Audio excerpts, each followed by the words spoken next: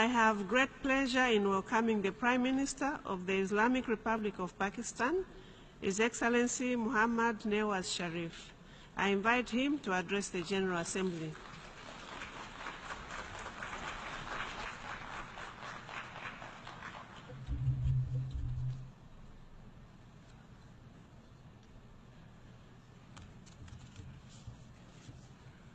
Bismillah ar-Rahman ar-Rahim. Excellencies, distinguished delegates, ladies and gentlemen, we congratulate Mr. Peter Thompson on his election as President of the 71st session of the General Assembly. We agree that implementation of the Sustainable Development Agenda should be the focus of this session. We also pay tribute to Mr. Likitov for his capable stewardship of the 70th session. Mr. President, today, 3 decades after the end of the Cold War, our multipolar world is more free and vibrant, yet still chaotic and turbulent, more interdependent, but more unequal, more prosperous, yet still afflicted with poverty. We see spectacular progress, but also unprecedented human suffering. The world is at a historic inflection point. The international order established after the Second World War is passing away, but a new order has yet to emerge. Competition between the major powers is becoming more confrontational. This can pose serious threats to peace across Asia. A new Cold War threatens to engulf Europe. The momentum there towards greater union has already reversed. Barricades and walls are going up, especially against the tide of misery flowing out of a turbulent Middle East. In many countries, intolerance has revived the ghost of xenophobia and Islamophobia. Turmoil is intensifying in the Middle East. International efforts to defeat Daesh are therefore urgent. For this, it is essential to reconcile the divergent objectives and priorities of regional and external powers. Peace cannot be built when injustice prevails. The long festering tragedy of Palestine demands determined action by the international community. Mr. President, after decades of strong growth, the world economy has reached a plateau. Despite this adverse international economic environment, my government has in the last three years moved the country towards robust growth. We have fully integrated the 2030 Development Agenda into our own economic and social strategy. This rests on our conviction that people are the true wealth of our nation and that it is human development which will determine our future destiny. Mr. President, our priority goal of economic development requires internal peace and stability. My country has been the principal victim of terrorism, including that supported, sponsored, and financed from abroad. We will not allow externally sponsored terrorism and threats of destabilization to cause turbulence in Pakistan. Tens of thousands of our citizens and thousands of our security personnel have been killed or injured in terrorist attacks. This has only reinforced our resolve to eliminate the scourge of terrorism. Our comprehensive strategy of law enforcement and targeted military operations has produced remarkable results and enabled Pakistan to turn the tide against terrorists.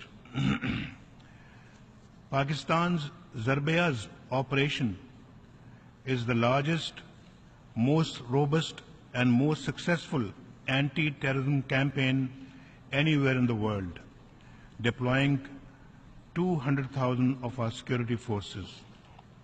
Our comprehensive action plan has the complete endorsement of our people and our parliament, as well as our security forces, all of whom have made heroic sacrifices to defeat terrorism. Mr. President, terrorism, however, is now a global phenomenon which must be addressed comprehensively and in all its forms, including state terrorism. The international community must coordinate its efforts to accomplish this. These efforts should be taken collectively and not unilaterally by the passage of any laws with extraterritorial application targeted against certain countries.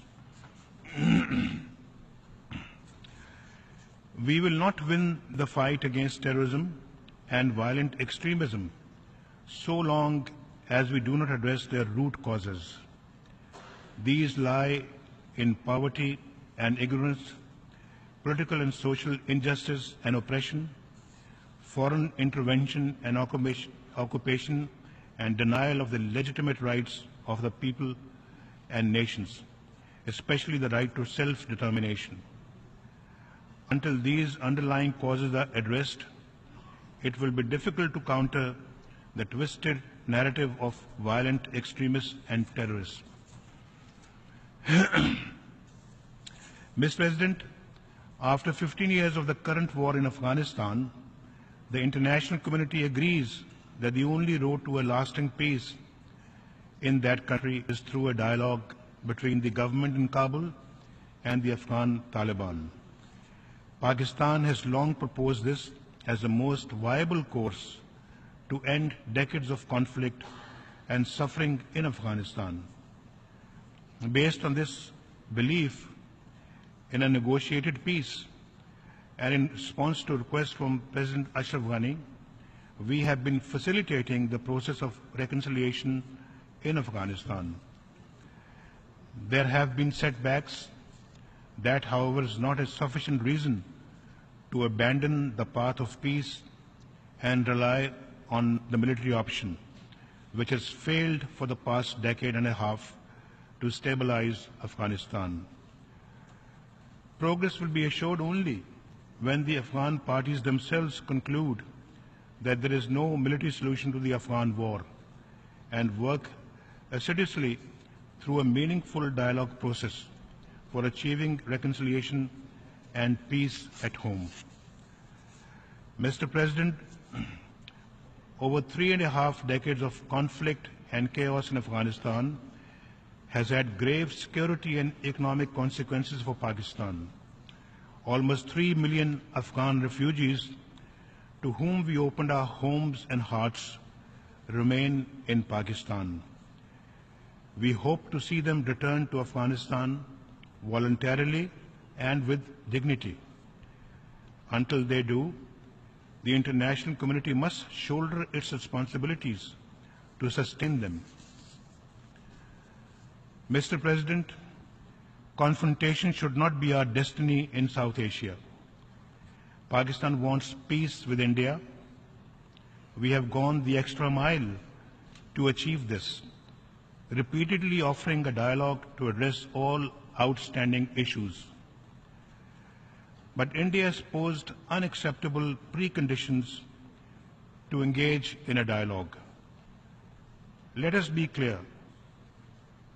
Talks are no favor to Pakistan. Talks are in the interest of both countries.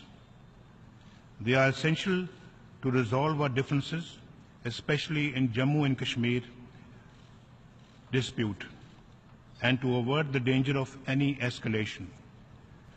Mr. President, peace and normalization between Pakistan and India cannot be achieved without a resolution of the Kashmir dispute. This is an objective evaluation, not a partisan position. Our predictions have now been confirmed by events. A new generation of Kashmiris has risen spontaneously against India's illegal occupation, demanding freedom from occupation. Burhan Wani, the young leader murdered by Indian forces, has emerged as a symbol of the latest Kashmiri Intifada, a popular and peaceful freedom movement led by Kashmiris, young and old, men and women, armed only with an undying faith in the legitimacy of their cause and a hunger for freedom in their hearts. Mr. President, this indigenous uprising of the Kashmiris have been met as usual with brutal repression by India's occupation force of over 500,000 soldiers. Over 100 Kashmiris have been killed, hundreds, including children and infants, blinded by shotgun pellets, and over 6,000 unarmed civilians injured over the past 2 months. These Indian brutalities are well documented. I would like to inform the General Assembly that Pakistan will share with the Secretary General a dossier containing detailed information and evidence of the gross and systematic violations of human rights committed by Indian forces in occupied Jammu and Kashmir. These brutalities will not suppress the spirit of the Kashmiris. It will only intensify their anger and fortify their determination to see India end its occupation of Kashmir. From Srinagar to Sopur, the men, women and children come out each day, defying curfew to demand freedom. Mr. President, Pakistan fully supports the demand of the Kashmiri people for self-determination as promised to them by several Security Council resolutions. Their struggle is a legitimate one for liberation from alien occupation. International law and declarations of the United Nations on self-determination give the Kashmiri people the right to struggle for their freedom. Every year, the General Assembly unanimously adopts the resolution which reaffirms the right of all peoples to self-determination and calls on the states concerned to immediately end their occupation and all acts of repression. Mr. President, on behalf of the Kashmiri people, on behalf of the mothers, wives, sisters and fathers of the innocent Kashmiri children, women and men who have been killed, blinded and injured, on behalf of the Pakistani nation, I demand an independent inquiry into the extrajudicial killings and a UN fact-finding mission to investigate brutalities perpetrated by the Indian occupying forces so that those guilty of these atrocities are punished.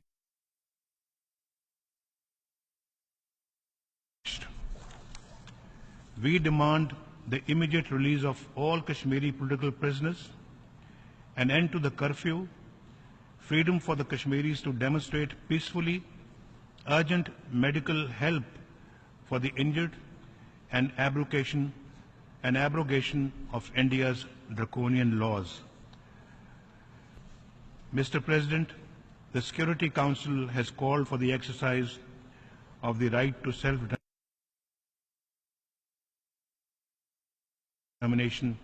by the people of Jammu and Kashmir through a free and fair plebiscite held under United Nations auspices. The people of Kashmir have waited 70 years for implementation of this promise. The Security Council must honor its commitments by implementing its own decisions. This General Assembly must demand that India deliver on the commitments its leaders solemnly made on many occasions. To this end, steps should be taken by the United Nations to demilitarize Jammu and Kashmir and undertake consultations with India, Pakistan and the true representatives of the Kashmiri people to implement the resolutions of the Security Council. In this context, we welcome the offer of the good offices by Secretary General Ban Ki-moon. We will also open consultations with members of the Security Council to explore the modalities for implementation of the Security Council resolutions on Kashmir. Mr. President, the international community ignores the danger of rising tensions in South Asia at its own peril. For its part, Pakistan is committed to the establishment of strategic stability in the region. It neither wants nor is it engaged in an arms race with India. But we cannot ignore our neighbors' unprecedented arms buildup and will take whatever measures are necessary to maintain credible deterrence. We have consistently urged the conclusion of bilateral arms control and disarmament measures between Pakistan and India to prevent conflict and avoid wasteful military expenditure. We are open to discussing all measures of restraint and responsibility with India in any forum or format and without any conditions. We are ready for talks to agree on a bilateral nuclear test ban treaty. Today, from this rostrum, I would also like to reiterate our offer to India to enter into a serious and sustained dialogue for the peaceful resolution of all outstanding disputes, especially Jammu and Kashmir. Mr. President, as a responsible nuclear weapon state, Pakistan will continue to cooperate with all international efforts that seek to promote fair and equitable solutions to disarmament and non-proliferation challenges. We have introduced state-of-the-art measures to strengthen the safety and security of our nuclear materials and facilities. We have adopted a comprehensive export control regime that is fully consistent with international standards. Judged on the basis of objective criteria and without discrimination, Pakistan is fully eligible for membership of the Nuclear Suppliers Group. Mr. President, in our turbulent and interdependent world, the United Nations remains an indispensable organization to restore order and ensure global peace, stability, and prosperity. Its principles remain the crucial pillars of international legality, the guide for the conduct of member states, and the guarantor of the legitimate rights of all nations and peoples. The United Nations must regain its credibility as a central instrument for the promotion of peace, prosperity, and liberty. To that end, it should become more representative, transparent, and accountable. A comprehensive and democratic reform of the Security Council, which Pakistan supports, should enhance its relevance and representation. Creating new centers of privilege will do the opposite. Mr. President, Pakistan's unwavering commitment to the UN is well established. We have played a pioneering and consistent role in UN peacekeeping, and despite our own security requirements, we will remain one of the world's largest troop contributing countries and maintain our record of success in multiple UN peacekeeping operations. Mr. President, Pakistan has a vital stake in ending conflicts, fostering peace, fighting terrorism, strengthening democracy, promoting human rights, generating global growth, and overcoming the challenges of environmental degradation. We can achieve these goals and create a new and peaceful world order only through the United Nations and by strict adherence to the principles of its charter. I thank you, Mr. President. On behalf of the General Assembly, I wish to thank the Prime Minister of the Islamic Republic of Pakistan for the statement just delivered, and I request protocol to escort His Excellency.